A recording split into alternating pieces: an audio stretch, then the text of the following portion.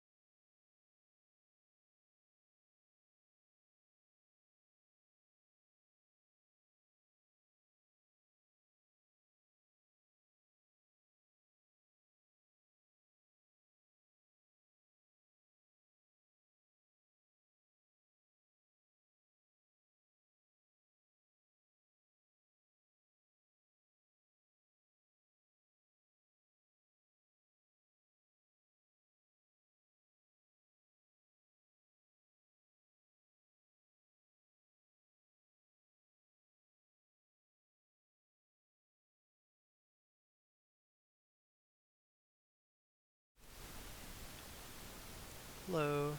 Hello friends. Welcome to another tabletop role-playing game stream where I'm going to be working on my game. Yeah. If you didn't catch my last stream about this, summary is I'm working on an OSR inspired RPG, and I've been working on it for a couple of years now. So it's mostly written. We're just going through, iterating, editing, that sort of thing. Document. Currently, we are going through the Cleric spells, and there are quite a lot of them, but we are almost done. We just have this many left. So, this stream, I am hoping to do that and finish doing that.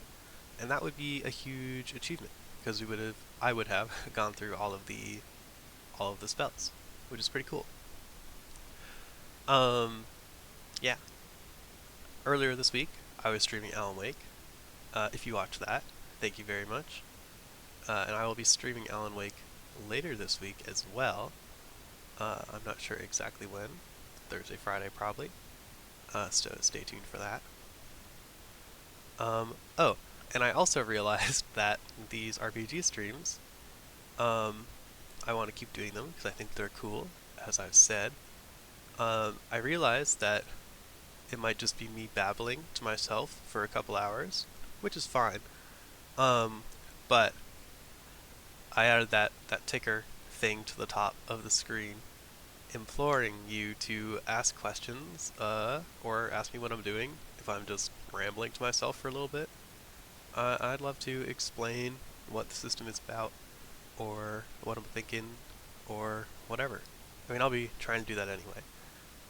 But if you're interested, and I'm not saying things that make sense, let me know. Okay. Oh yeah, I've also been feeling a little sick, so sorry if my voice sounds congested or bad or whatever, or if I am a little low energy. But I did really want to stream today, so I wanted to keep doing this, and I want to get through all these Cleric spells. So, anyways, I'm going to get right into it. We were here. I think we had just finished Pro Evil and Pro Good, if I recall. So we are going to start working on, Rally and going down. And truly there are not very many left, so I'm feeling good that we can get through them. Okay, anyway, Rally. When one's voice is given divine authority, it will be listened to. The spell allows the cleric to hold the attention of a crowd and to possibly influence that crowd. Any non-hostile beings within the range will stop what they are doing to listen to the cleric speak. The cleric can compel a crowd to action.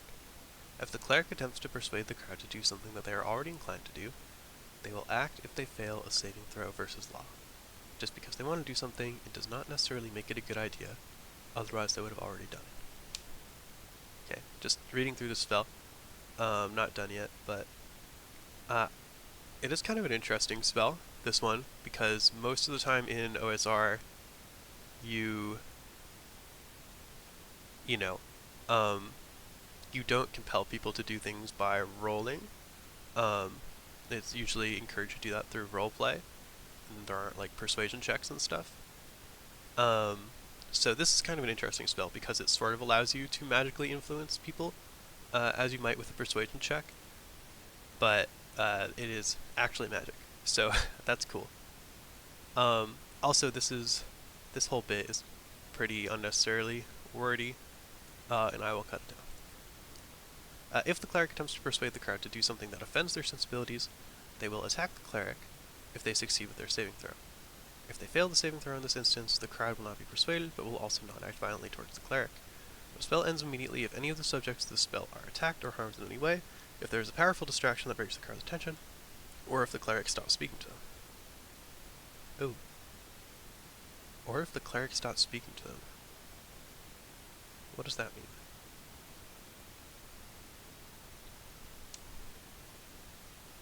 The spell compels the crowd to action. Does the cleric have to be talking to them the whole time that they are doing the thing that they are being compelled to do? That doesn't really make sense. This should probably say, or if the cleric's speech is interrupted, is probably what this is supposed to mean.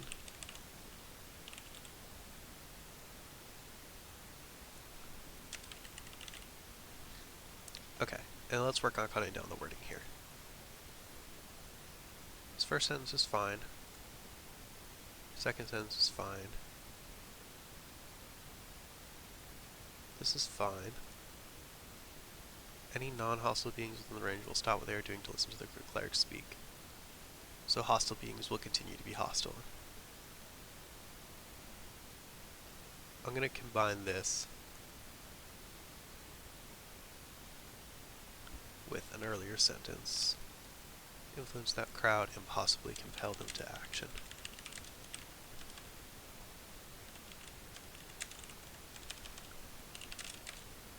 Yeah,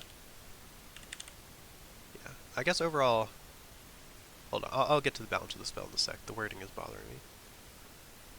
Any non-hostile will stop if the cleric tends to persuade the crowd to do something they are already inclined to do, they will act.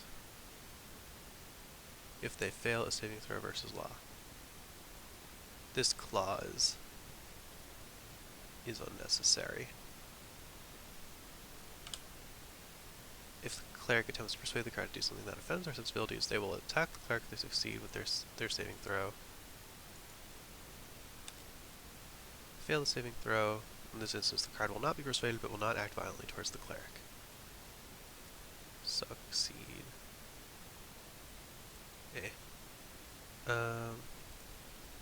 That's fine.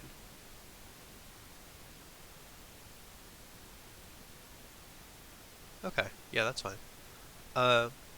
Balance-wise, it's kind of a cool spell. A crowd within range. Like I already said, the magical influence is cool, and the flavoring of this as being like a positive morale boost thing is good. Is there something in here about passing morale checks?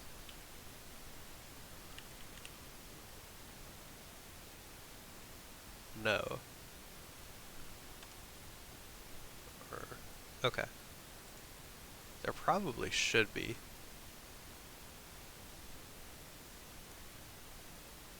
Well, there doesn't have to be, but that would be nice. Because it's kind of a cool effect, but it's kind of fragile. And I'm cool with it not being too powerful, because being able to magically persuade people to do things is a pretty strong effect.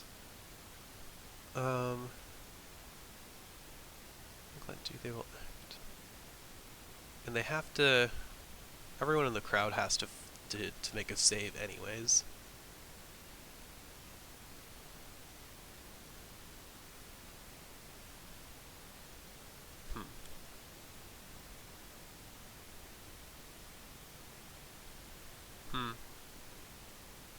Actually,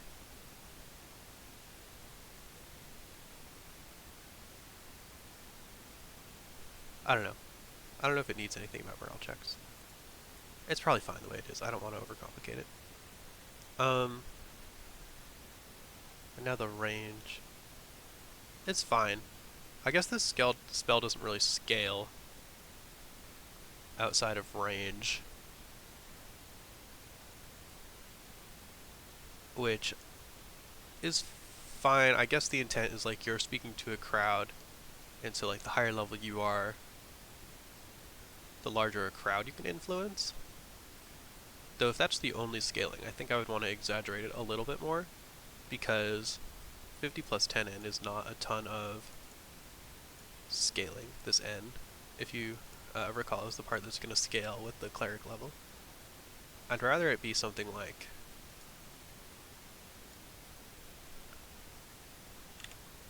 30 plus 20 n. That way, like, at high levels you could really affect like a really wide area, and it feels like the spell is getting stronger, at least a little bit stronger, versus 10n. So let's see. At n is 1, that's 50 feet. At n is 10, that's like 230 feet. N was 11, that's like 250 feet.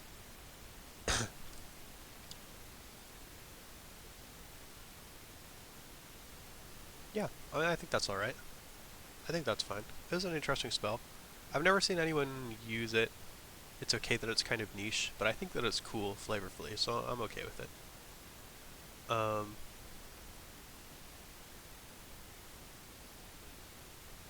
And I think it has good uses for like getting people to storm buildings, or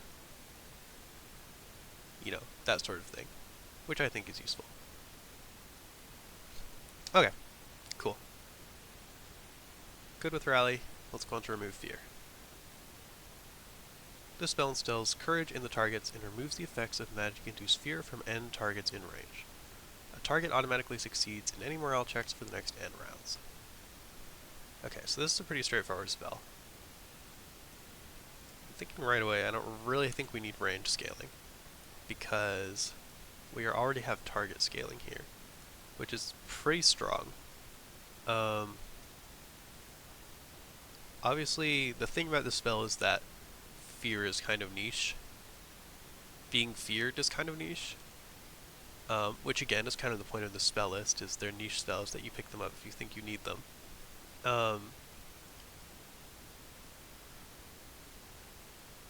The effect of is that it's only magic-induced fear as well. That's interesting. Does it need to be only magical fear, or could it help with regular fear? I guess most fear. I guess the difference is morale checks. Oh, yeah, and then there is another line about morale checks right here, so it's already covering that. But that's fine.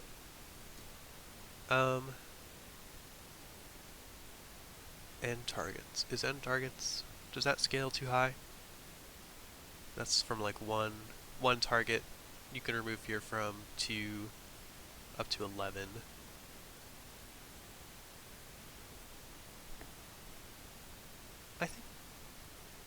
I think that's okay.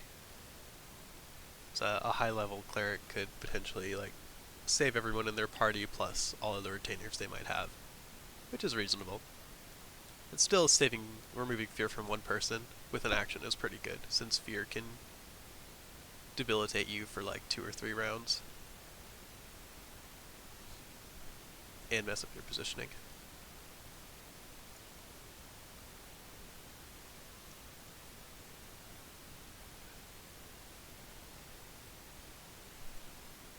So, yeah, I think this is a fine spell.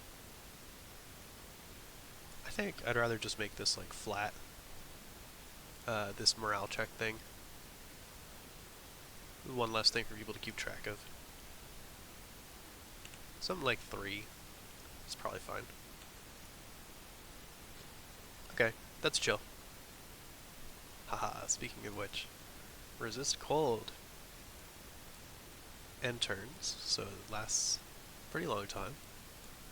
While under the effects of this spell, a character or monster is unharmed by freezing, I'm just going to change this to the target. The target is unharmed by freezing, non-magical, cold, is unaffected by cold weather. This is kind of saying the same thing twice. And receives a bonus of +3 to all saving throws versus cold-based magical or breath attacks. Okay, cool. In addition, 1 point of damage is subtracted from each dice of damage dealt by a cold-based attack. Okay, that's cool. Each die will still inflict minimum 1 point of damage. Fair enough. Lastly, they are unaffected by the negative effects of cold weather. This is the same as this. These spells need to be edited, that's why I'm here. Okay.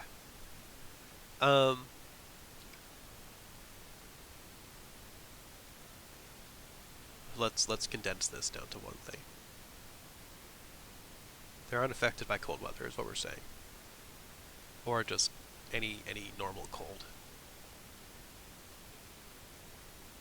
Is unharmed by non-magical, cold, or cold weather. I think that covers everything we want to say.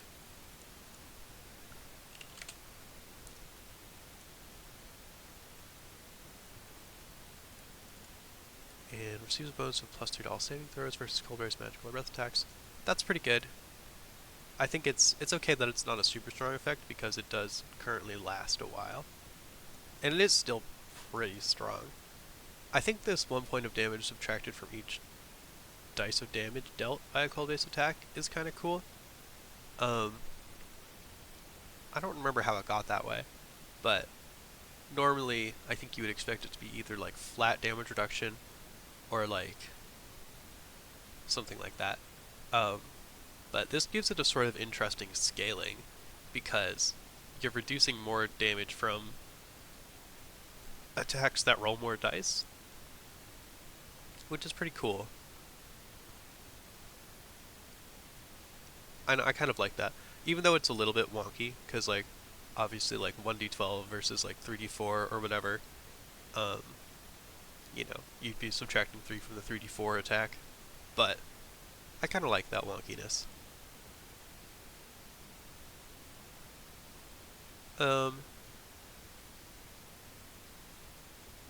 Yeah, it's neat. And so the only thing I'm thinking about right now is the duration, because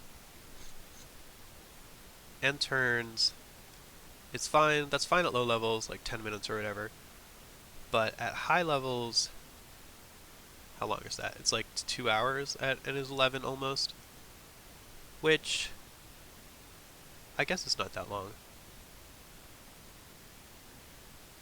Especially if it's only one target. That means that you could like spend all of your safe spell slots at level 11 to cast Resist Cold on someone for like all day, or 24 hours. The Adventuring Day is shorter than that, I guess. So, yeah, I don't hate that actually. And I think at low levels it's still useful because it will last you through, you know, a cold-based combat encounter, which is the reason that you would cast this spell. Mostly.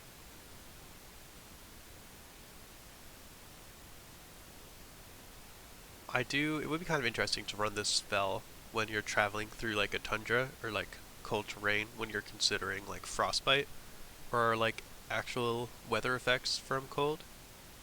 And I think you could like cast this periodically on people to like reset their frostbite or whatever. But that kind of thing is would be up to how you're running the cold weather stuff.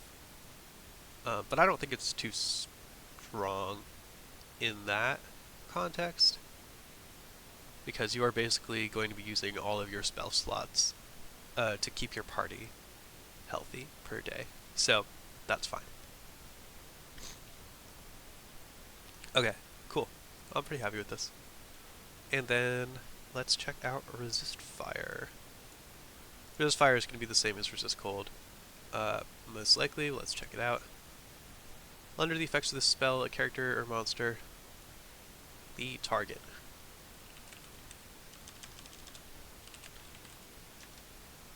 Can't type. Target is unharmed by intense non-magical heat, unaffected by warm weather, We'll reword this the same way. Non-magical cold or warm weather. Non-magical heat or warm weather, and receives a bonus of +3 to all saving throws versus heat-based magical or breath attacks. In addition, same thing. Okay. This does make me wonder, like, what happens if you fall in lava, but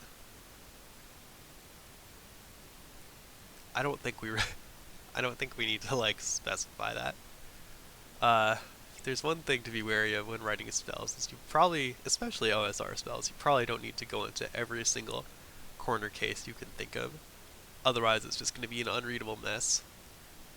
And also, again, part of OSR is having people interpret the spells in the rules to whatever way is best for their own game. So we'll leave the what happens if you fall in lava question up to the up to the DM who has to run that scenario.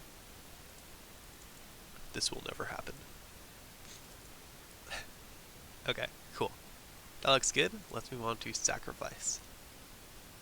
This is a cool spell. This spell allows the cleric to transfer ND6 hit points from themselves to a target in range. They must transfer all of the hit points rolled. They can reduce themselves to negative HP to continue healing someone and may kill themselves in the process. Okay, yeah, this spell is pretty sick. The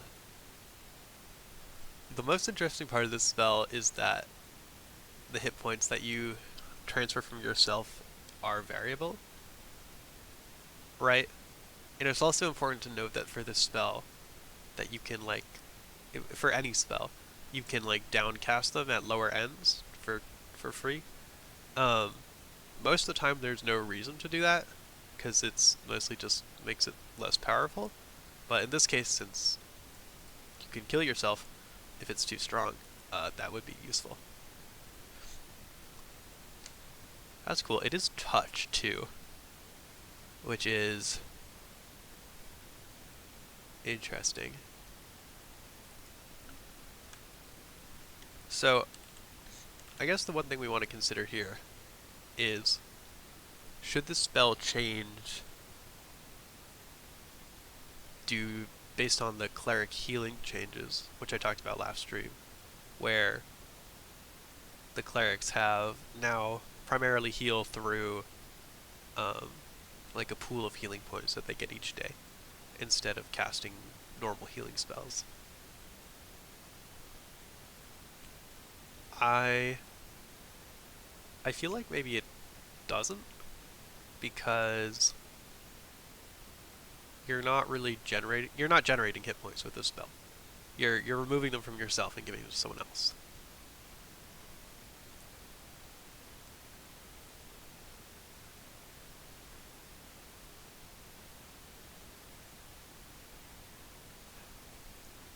It might be nice to acknowledge the system, but I don't know how to do that. Or, I don't even think it's worth doing. I think the spell is interesting enough that it should just be left the way it is. I don't really want to make any changes to it. It's just a cool spell.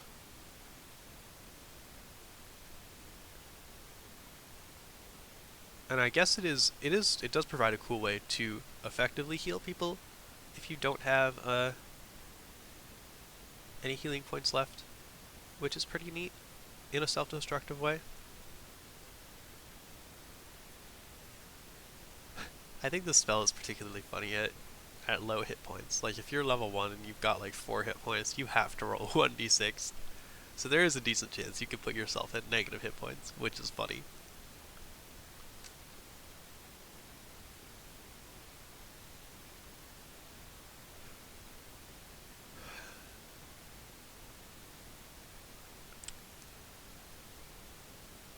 Yeah, I think this is fine. It's fine. It's sort of a weird thing in the context of the healing changes, because it circumvents that system, but I'm okay with that because it's not generating hit points, like I said. Okay, let's move on. If people think it's problematic, I will change it. Okay, silence. This looks like a long one. N+1 rounds, pretty short. Upon the casting of the spell, complete silence prevails in a diameter of 10 feet. All sound is stopped, and conversation is impossible. This means that spell casting is impossible inside of the spell's area, unless the spell being cast specifies that it does not require a verbal component. No noise whatsoever issues from the area, but noise originating from outside the silenced area can be heard by those within it. This effect normally radiates from a stationary point in space, but can also be cast on a creature or object. If cast on a creature or object, the effect radiates from and moves with the target. An unwilling creature can attempt a saving throw versus law, and if successful, the spell takes effect in a stationary location near the creature instead. It's cool. It's kind of long, but I kind of liked what I read. Let's see if we can condense any of it.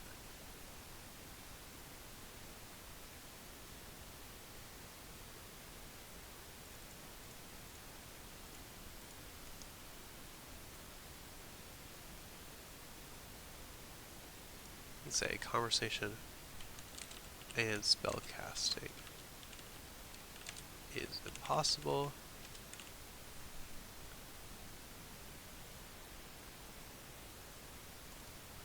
This is a lot of words that I would like to condense.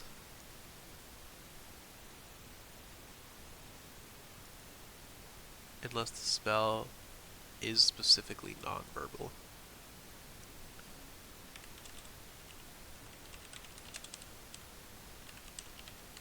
I think it's a more concise way to say that.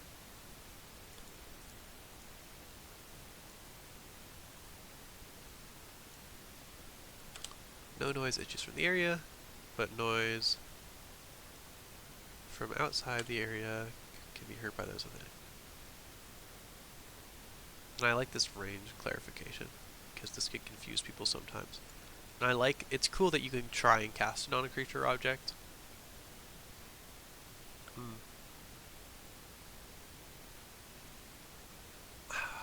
I actually, okay, I might take away the object thing, because I'm envisioning I'm envisioning a player like if you cast it on a creature, they get a save versus law and it can fail. But if you cast it on their equipment, that's basically the same thing, and there's no save.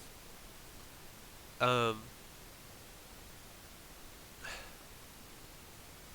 then they'd have to like know that piece of object that object was silenced and then take it off or whatever, and you'd have to signal that, and I don't know. I don't love that. So let's just say creature.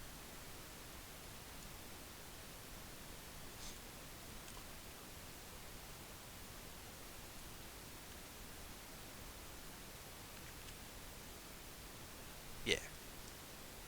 Okay, that's fine. There is a lot of scaling going on here. Let's see if we can remove any of it. So we've got the duration, scaling, N+1 rounds. That's fine. Kind of kills spellcasters, which is funny, but also really strong. They do get a save. Or they can move. This range scales really high. 30 N feet. That would be like 330 feet at N is 11. So maybe just like keep this static and kind of low. Complete silence prevails in a diameter of 10 N feet. Diameter. Let's just use radius when we can instead of diameter. I feel like we go back and forth a lot. Obviously I would have to half this for this to be the same now that it's radius. I feel like this can be static. There's not really a reason it needs to scale. I mean, you could catch more people with it, but again, it's already really strong. I feel like we should set this keeping in mind that movement speed is like 40 feet per round. So I think we want people to be able to move out of it uh, in one round. So something like 30 feet. And that that will catch like a whole set of people in combatants. So I think you can use it for cloaking or whatever if you want. Um, which is the non-combat use of this spell, right? Is like stealth. Um, I think that's fine. M+1 rounds.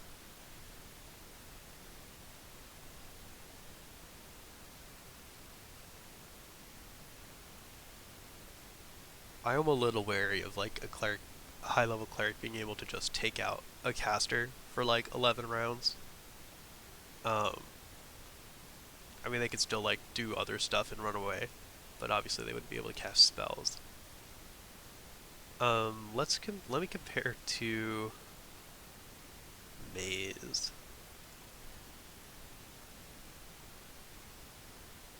Because Maze is a spell that basically takes people out of the fight as well.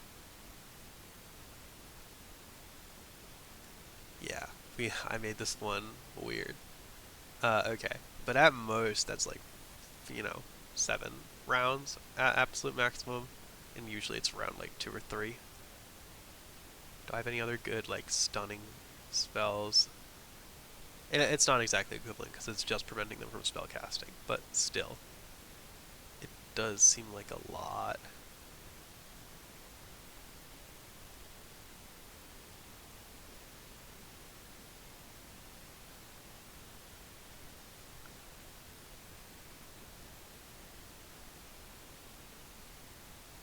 Just looking.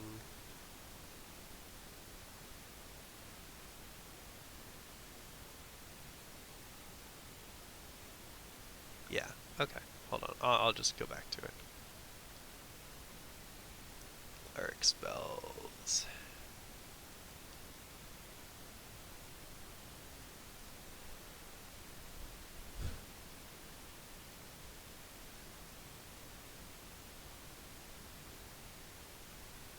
Yeah, I don't know. I kind of just want to slap like a maximum on it. That does feel kind of bad because it stops getting better at a certain point. But I can't really make it less than. Unless, I guess I've kind of been avoiding doing like the n divided by 2 thing, but I do this a lot.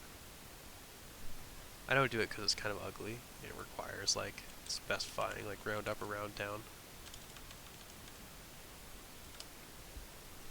Even though I think we do specify somewhere to like always round up. Okay. And over 2+1 rounds is not bad. And yeah, I'm gonna take a look at this, like, see if I can make this clearer in another pass. But I think balance-wise, I like that better. I'm more comfortable with it. Cool. Yeah, I think silence is a good spell. People should use it more.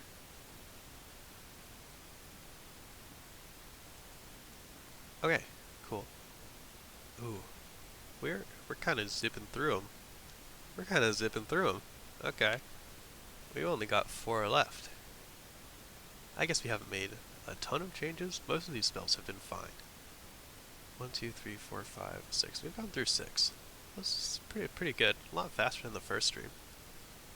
I guess I haven't stopped to explain the system every few minutes. But please, if you have questions about it, please ask. Okay. Undead Attraction, and then underneath I can see we have Undead Repulsion. These will probably be very similar.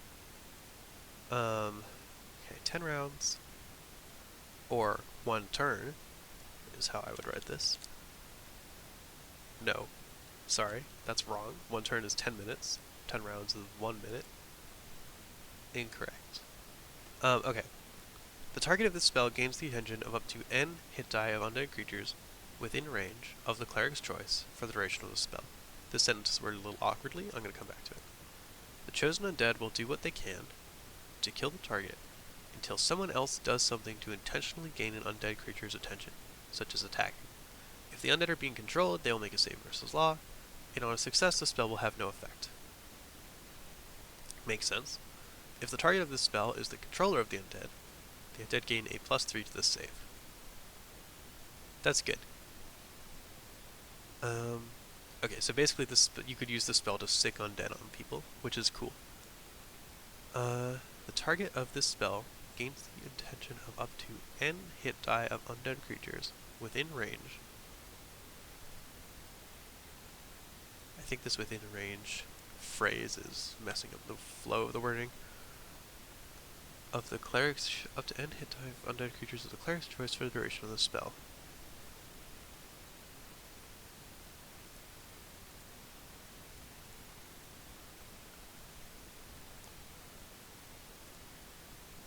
Gains the attention.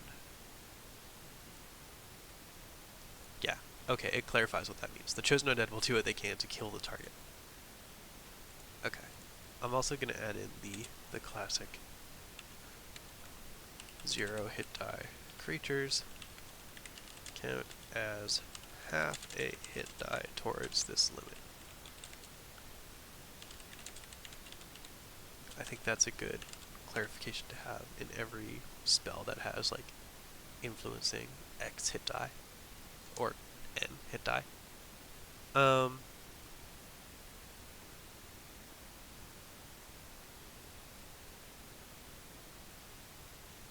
Yeah, I think this is cool.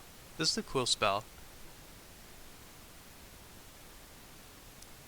It is, like, I think the most obvious use is, you know, for sure against necromancers, because for this spell to work, you need undead and also someone else that that you want to kill. So that situation is mostly necromancers, but I could apply to other things as well. I guess nothing is stopping you from casting this on other undead, so you don't necessarily need to. Yeah, so you could it could be useful in any situation where there are undead, which is cool.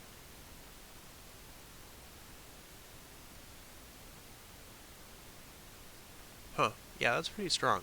Because you have like 2 ghouls or whatever, you could just sick one on the other.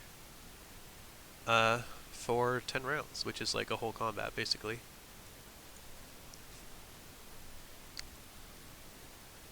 Huh? That's interesting.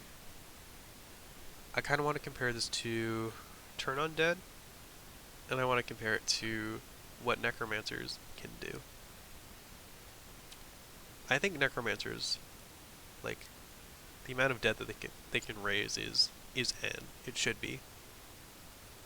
I believe I'm looking for manipulate. Manipulate? No, not manipulate corpse. Raise undead. That's what it is. Raise dead. Yeah, they get in hit die worth of corpses. So this scales exactly the same as the amount of hit die that a necromancer can raise, which is pretty strong. But again, necromancers specifically get a bunch of bonuses against this, so it's probably fine. Okay, and I wanted to compare it to Turn Undead. Turn Undead. Turn Undead is a long, complicated spell. Let me see if I can scan it quickly and get the gist. I want to compare their power levels, because I don't want Undead Attraction to be better in groups of undead than Turn Undead.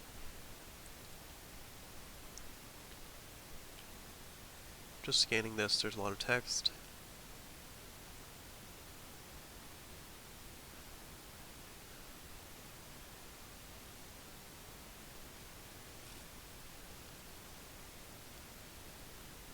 My eyes are glazing over as I'm reading this. That's not a good sign. I did go through this recently. Relatively recently.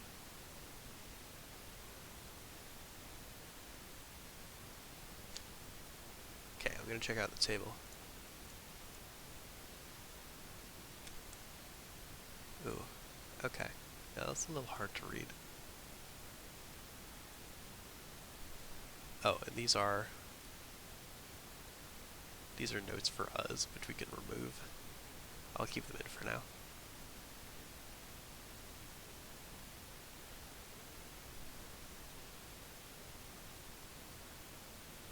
Okay, so at Cleric N is 1.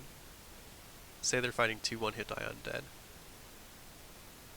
They've got over a 50% chance to turn each of those undead. So at least one of them will be turned. That is, with Undead Attraction, if you cast that on one of the undead and have it attack the other one, they don't get a save, first of all. And it's also stronger, because instead of running away, they are actively attacking the other undead. So I think Undead Attraction might be a little too strong. Let's look at another example. Okay. Yeah, and actually the way that this table is done is that if you are facing undead with hit die equal to your N, you know, the chance that you'll turn them is, gotta roll 7 or higher, which is like 58% or whatever. Most of the time. It gets a little different down here. Ends don't even go to 15. I don't think. But, okay, I'll revisit this later. Yeah, anyway. So yeah, the point is that I think that Undead Attraction is probably a little too strong, keeping in mind that you can cast it on other undead. I could specify that you can't, but that kind of makes the spell, that hurts the spell a lot by making it super niche. Though I guess you could still cast it on any other non-undead creature.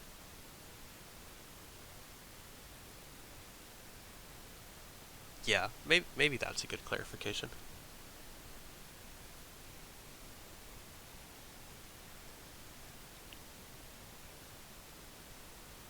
Yeah, I think it's better. It's good for the spell to be better, like in that specific context.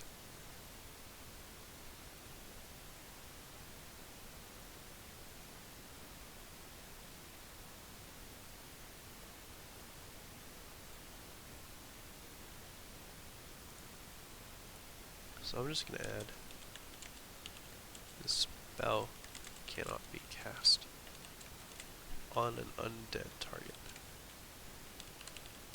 That makes it so that it's not it's not better than turn undead in groups of undead, which was my point of concern. And it is the best spell, specifically in cases when you are fighting a mix of undead and not undead. Either in like a 3-sided fight, or they just have undead allies, whether or not they are directly controlling them. So that's fine. And I think the duration is fine. I could cut it a little bit because I'm worried about it being strong, but I don't know. There's not really a need. Okay.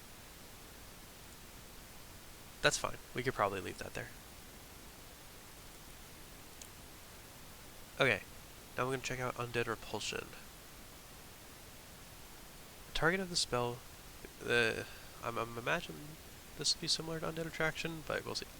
The target of the spell becomes completely unnoticed by undead creatures for the duration of the spell. Undead creatures cannot see, hear, or smell the subject at all for the duration of the spell, or until the target does something to intentionally gain an undead creature's attention, including attacking. This wording should be the same as Undead Attraction.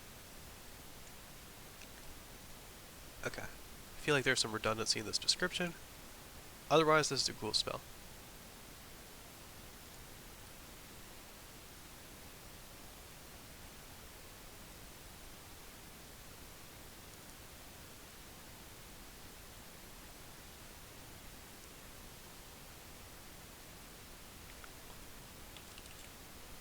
target of this spell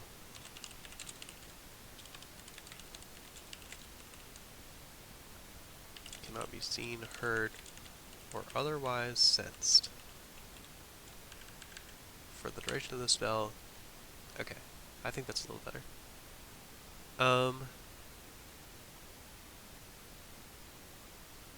It is kind of interesting that the spell doesn't scale in the sense of, like, you don't, like, pick targets that can't detect you.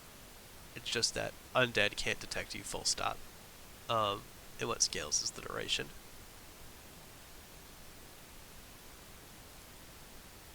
Makes it very, very different from Undead Attraction in that regard. So I'm wondering if, with that in mind, that, like, the duration should be lowered, because the effect is very strong.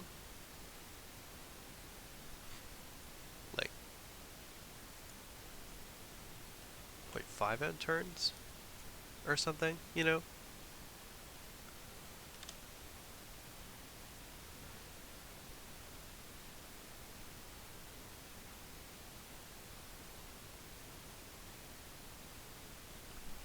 I actually don't mind that. 0.5 end turns. I don't mind that, because I think this is really strong. Like, obviously you can use it to sneak past rooms of undead. It shouldn't take very long to just run past people. So, like, so I think giving it more of a time limit is more fair.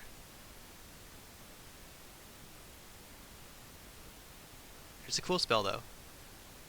Another spell that people should use more. Otherwise, I think it's fine. It being ranged is fine. You can use it to save someone who's being attacked by undead. That's cool. Yeah, no, that's cool. It's like undead invisibility. Okay, cool. I'm good with that. Let's check out Water Walk. Okay. The target of this... Oh, I remember. This spell is funny. This is a comedy spell. Okay, I'll get there. The target of the spell is granted divine favor, allowing them to walk on water or any kind of liquid as if it were dry land. However, liquid is similarly impenetrable to the subject as normal ground, so it would be impossible to reach into a pool of water to grab anything, for example. If liquid is dangerous, for example lava or acid, the target is still subject to the negative effects of the surface. Well, that sucks, but whatever. The target can end the spell at any time. If the target of the spell is within water, this is the comedy part. If the target of the spell is within water, when the spell is cast, they are shot upwards towards the surface at their normal movement speed, but the subject is still drowning.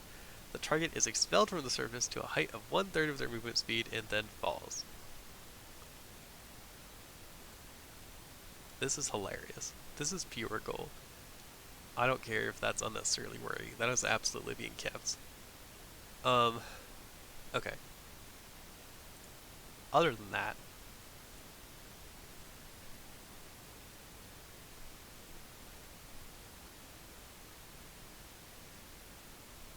yeah, I don't really have any problems with this spell.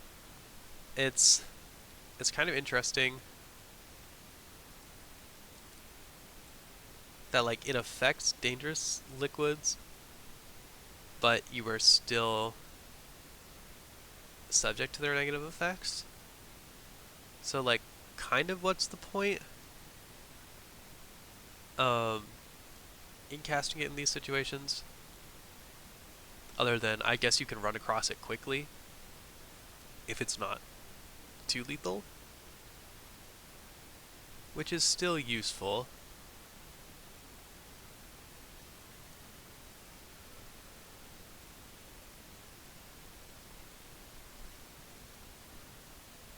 I don't know, is this even a necessary clarification?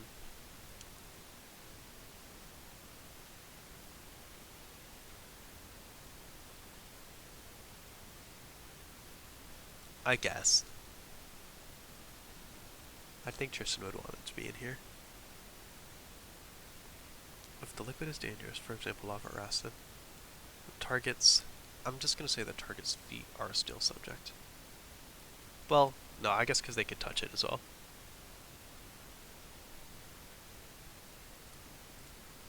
Of contact with the substance. I think that's fair. The target can end the spell at any time is a good clarification.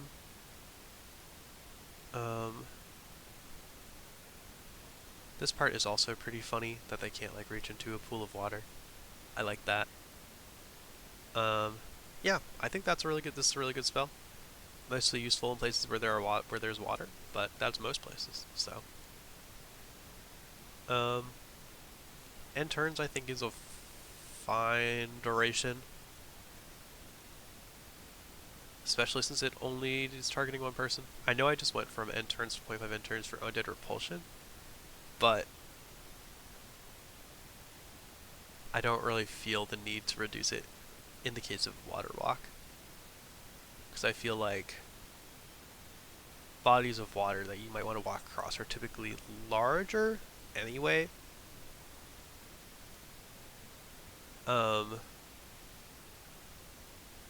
So you would want to have more time. And I also feel like you can, there are less obvious ways that you can use it to just like instantly save people, like with Undead Repulsion. Um, it's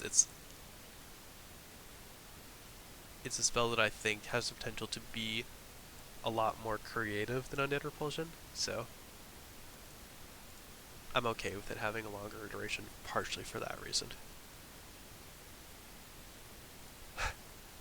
And also them popping out of the water is very funny.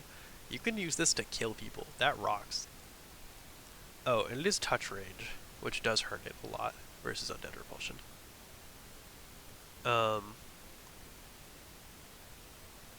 But that's fine. Okay, last Cleric spell. Very exciting. Word of Recall. This is a cool spell. The casting of this spell summons the very essence of the caster's deity to protect them, and this divine force removes the caster from their current location and delivers them instantly to their sanctuary.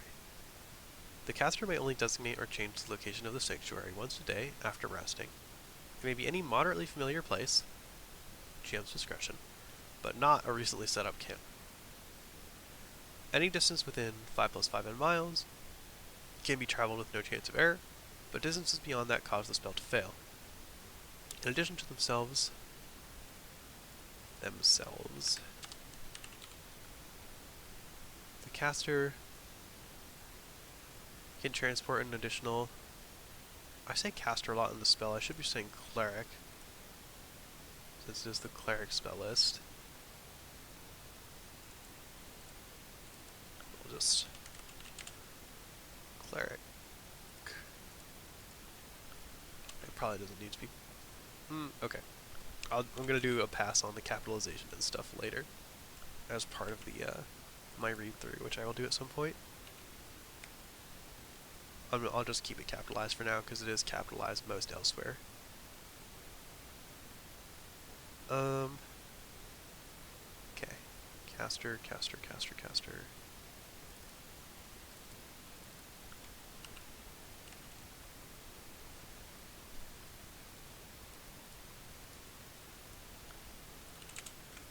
Clerics.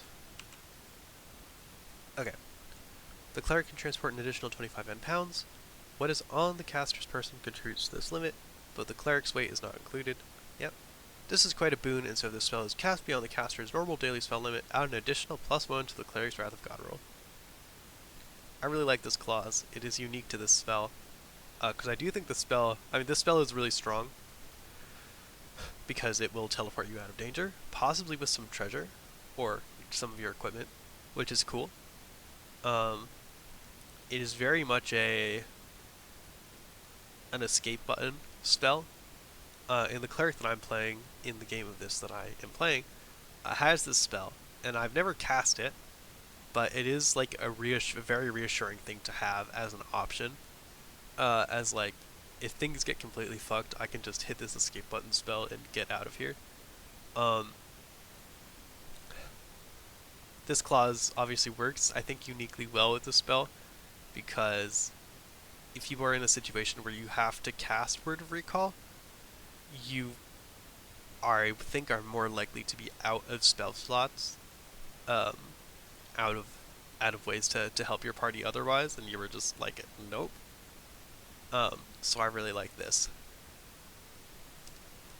Um, yeah, and then I think these limitations are fine. Like you need to set it as like a town or a city or whatever that you've been to, or like an inn room or whatever. Um, it just can't be like random wilderness location. Um,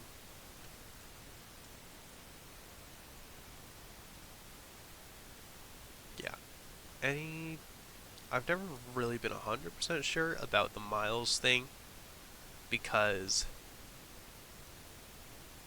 like the scope of a campaign's world is very dependent on like the particular campaign.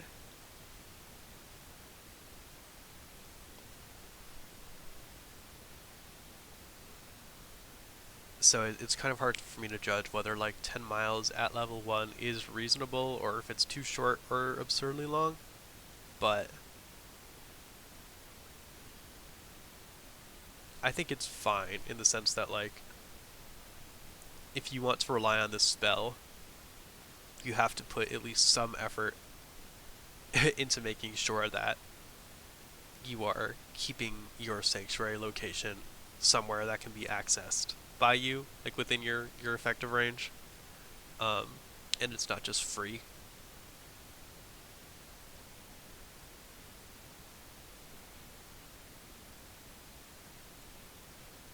I don't know. I think that's an maybe that's kind of annoying. I don't really think so. I think it's an okay limit to keep it like somewhat reasonable. Obviously, like I said, the spell is really strong. I don't really feel like a need to change it. Um, yeah, the spell is really strong, but it does have the Wrath of God thing, which is funny. Um, and also the 25 M-pounds is really not very much, especially at low levels. Like it means you're probably leaving some of your equipment behind. And even at high levels, and it's 11, that's only like 300 almost pounds, which is kind of a lot.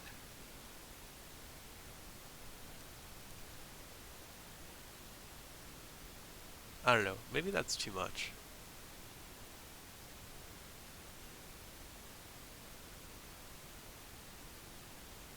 Oh, well, maybe not actually, because we want to think about like, could you bring another person with you, right? The worry I guess about the spell is that clerics use it in a bad way to like run into a dungeon, grab a bunch of treasure, teleport out. But I don't know. That seems kind of like an insane thing to do.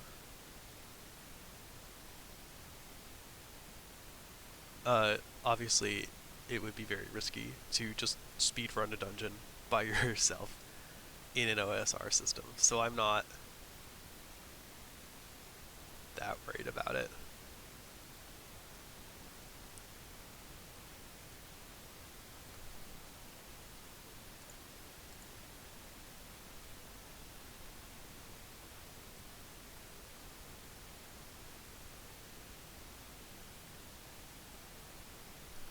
I wouldn't mind reducing it to 20 N pounds, but that's obviously won't have a huge effect on the spell. But it does kind of reduce the upper limit from being like 300-ish pounds to closer to 200 pounds, which is fine. Um, yeah, I don't know. It was an interesting spell.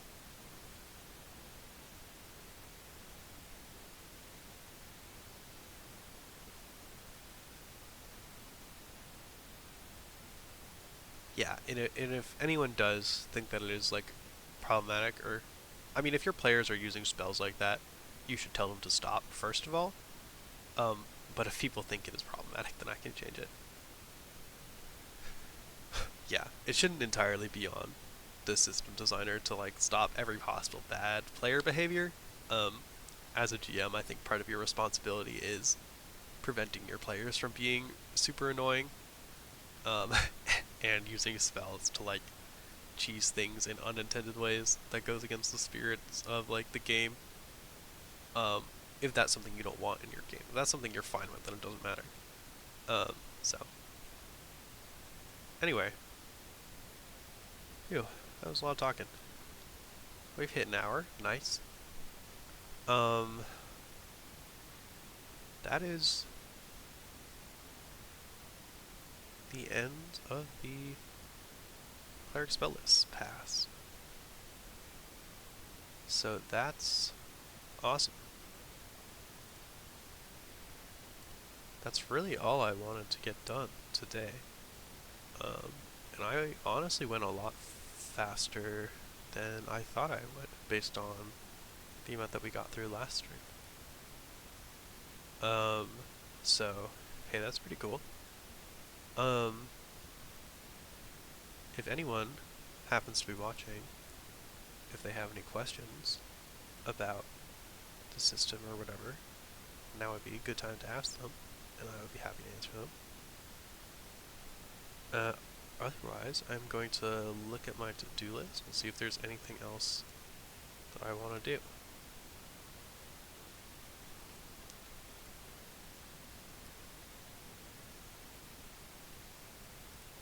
We have done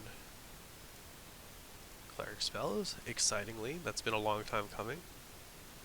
The next thing on the list would be to rework the table to a new format. Which, honestly, I might do off stream because it's not going to be that exciting. It's going to be me changing the table from looking like this to looking like this. And seeing if I can find a way to do that that's not awful.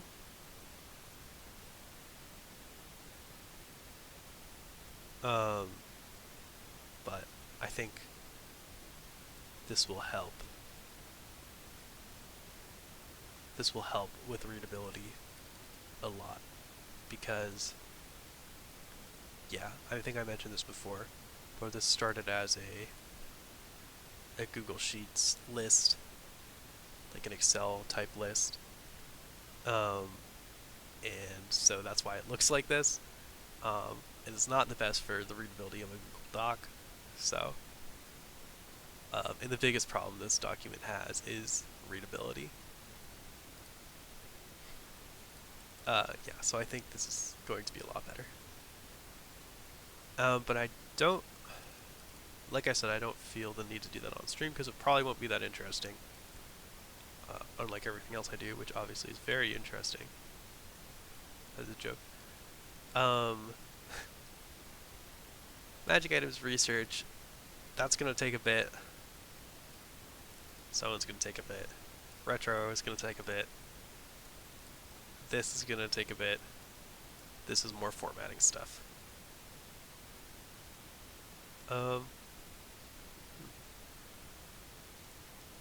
Yeah, okay. I don't really want to end the stream quite yet. I think I'm just gonna futz around with the table for a minute and see how viable it would be for me to change it, or if there's a good way to do that.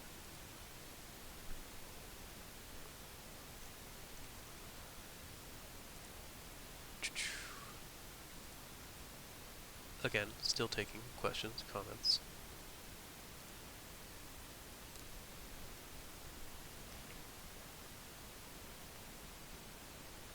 I guess. Ooh.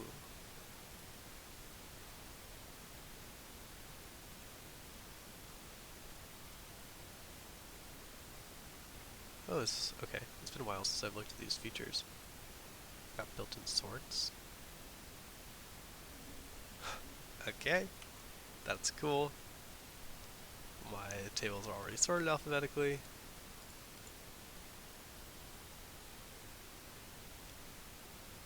Mm,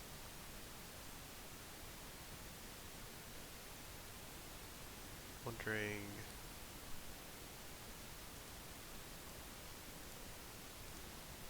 There's probably not like a. I'm hoping that there's like some nice reformat feature, but that's not going to exist.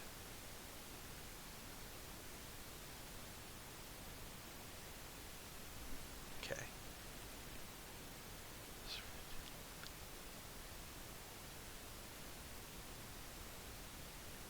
Yeah, I may just have to go through one by one and change all of them.